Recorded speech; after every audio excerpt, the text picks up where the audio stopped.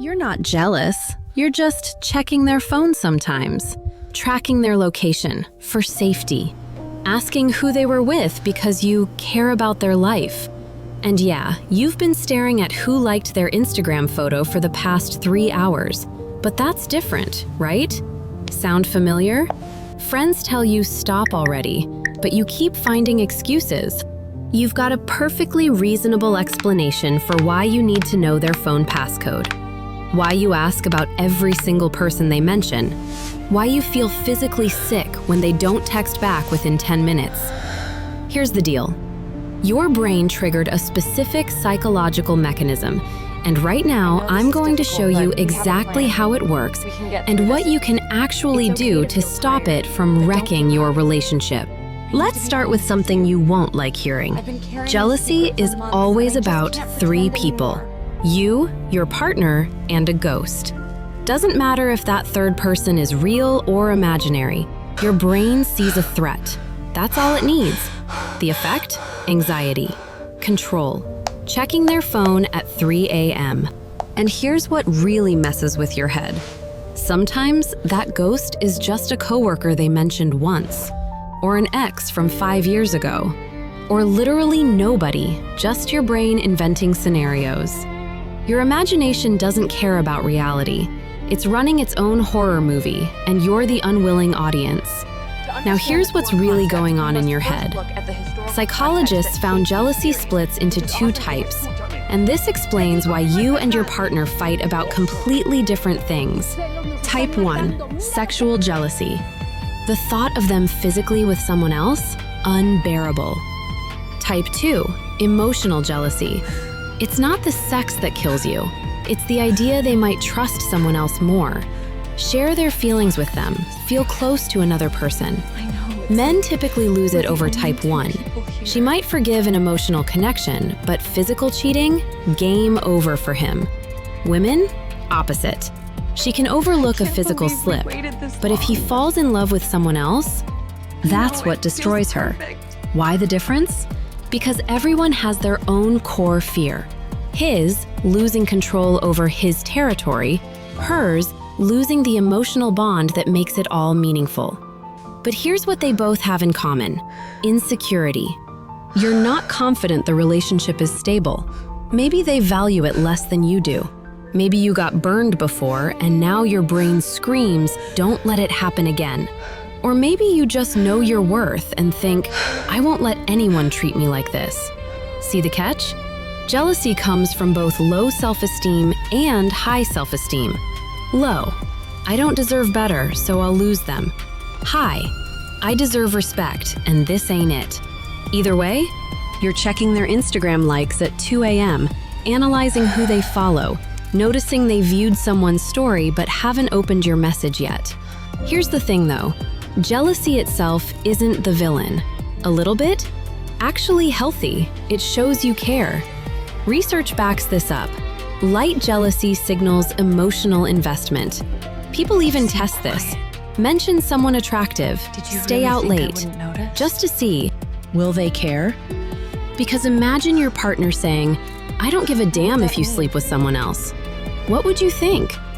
Either they don't care about the relationship, or they're already cheating. Light jealousy equals involvement. The problem starts when it stops being light, when it becomes the main character in your relationship. Now here's where it gets ugly, and you need to pay attention to this part. When jealousy goes obsessive, it triggers a chain reaction that kills relationships faster than any actual affair. First, interrogations. Where were you? With who? Why so long? Who's that girl in the photo? You start building a case like you're a prosecutor.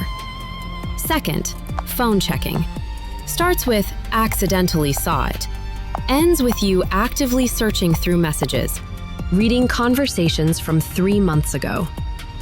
Third, stalking. You're monitoring when they're online, who they talk to, where they go, checking if they were active on Instagram but didn't reply to your text. Think this calms you down? It does the opposite. Every check makes it worse. You either find proof, spoiler, you're just misreading neutral stuff, Or you find nothing and think they're hiding it well. No exit. You trapped yourself. Meanwhile, your partner feels the pressure. First, they tolerate it. Then, they get annoyed. Then, they pull away. And now you've created the exact situation you were afraid of. You feared losing them. Your control pushed them away. That's the irony. You're trying so hard to prevent the loss that you're causing it. So what do you actually do about it? First, stop lying to yourself. Admit you're jealous, out loud. Stop calling it concern or interest. It's jealousy. That's okay. It's normal. It's universal. But call it what it is. Half the battle is just dropping the act. Second, track your behavior. Write down every action jealousy pushes you toward. Checked their phone? Write it. Stalked their location? Write it. Asked 5 innocent questions about their coworker? Write it down. When you see the list, you'll get it, the scale. Then comes the hard part. Stop doing those things. Yes, it'll feel uncomfortable. Yes, the anxiety stays for a bit. But every time you don't give in to checking, you're breaking the pattern. Third, schedule your jealousy. Sounds weird? Works like magic. Instead of spiraling all day, give it 20 minutes. Every evening, same time. Sit down, think about all your fears. Write them out. They're texting that coworker. They smiled at their phone. They took forever to reply. All of it. Then close the notebook, do something else. Your brain got its anxiety time. Now, it can let go. If the thoughts pop up during the day, tell yourself, I'll think about this at 8 p.m. Not suppression, control. Try this for 7 days. Track what changes. Fourth, sit down with your partner and set boundaries together. Discuss what's acceptable and what's not. Can they have dinner with an ex? Can you? How often do you expect texts throughout the day? What feels comfortable for both of you? This isn't about ultimatums. It's negotiation. You don't say, I forbid you to see friends. You say, hey, I'd feel better if you let me know when you're running late. If they refuse to discuss boundaries or constantly break them, that's a different problem. And maybe it's not your jealousy. Fifth, remember your life is bigger than this. If you've put everything into this person, if without them you're nothing, if your entire identity is we, then of course you'll cling, you'll control, because losing them equals losing yourself. But if you have work you care about, friends, hobbies, goals that exist outside this relationship, then even worst case scenario, you're still you. It'll hurt, it'll suck, but you'll survive. Here's the irony. The less you need the relationship, the stronger it gets, because they feel it. You're here by choice, not desperation. Now here's the scariest part, and this is what nobody wants to admit. Nobody's going to pat you on the head and tell you jealousy will just disappear if you think positive thoughts. It won't. This thing has roots, deep ones. And sometimes those roots go back years before this relationship even started. But here's what you can do. Stop pretending it's not there. Stop acting like you're the only rational person in a world full of cheaters. You're not protecting yourself. You're sabotaging what you have left. Every time you go through their messages, you're not finding answers. You're looking for permission to finally lose your shit. And when you do, when you blow up over something that turns out to be nothing, that's another crack in the foundation.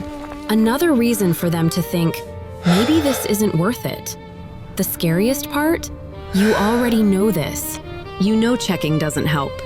You know the interrogations push them away. You know you're becoming exactly the kind of person you swore you'd never be. But knowing and stopping are two different things. That's the real trap. You can see yourself doing it in real time and still not be able to stop. Like watching yourself in a movie where you already know the ending sucks. So here's your actual choice, the one nobody wants to talk about. You either deal with this now, or you deal with it after this relationship ends. and then the next one, and the one after that. Because here's the thing about unresolved jealousy. It follows you. Different partner, same pattern. You'll find new things to be suspicious about, new ways to justify the checking, new reasons why this time it's different. It never is. So either you learn to sit with the discomfort now, or you spend the next decade destroying relationships and calling it bad luck with partners. That's it. Those are your options. And yeah, maybe they will cheat. Maybe all your fears will come true.